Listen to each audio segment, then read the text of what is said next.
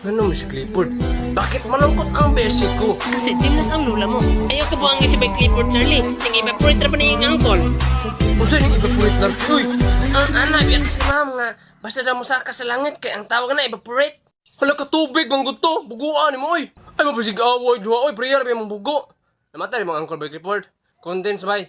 Eh, condense. Kasi malantan ng angkol ni Clifford. Gatas. Ayaw na mo pag-away, oy.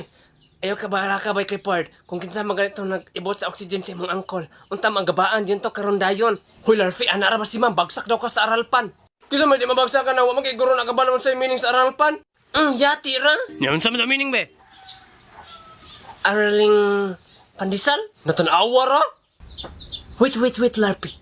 How did you know that the oxygen of my uncle is removed? I did not tell anyone of that. Ha? Abay, gaingon na ko, ano siya? Gisearch na niya sa Google.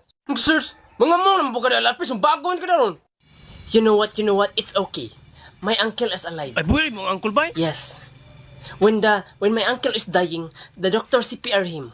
So, he's alive now. Hala no, manggani na CPR dayon bay. Ang barik marmura na magkabaloon sa meaning sa CPR. Ang meaning sa CPR?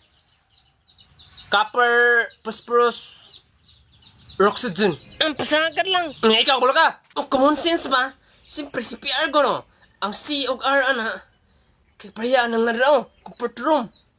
Yun ang pangitaon ng mga ang P. Siyempre, comfort God. Di ang kanang P na, pampers na. Di, comfort pampers room. Comfort pampers room. Kau magagbalas. Yung sa may kunin ka na katong ananawan mo liyo. Katong inik CPR.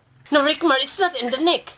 When you do CPR, it's here in the chest. Because your heart is here. The doctor pump here like this.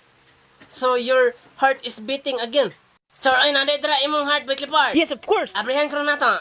Yes, the heart is here. That's why when you see your crush, it's pumping very fast here because your heart is here. Ay, mag-pump na inyong diri basta makakita ang mas niyong crush. Ako lagi kay basta makita ako sa akong crush kay diri lagi ang mag-pump ay.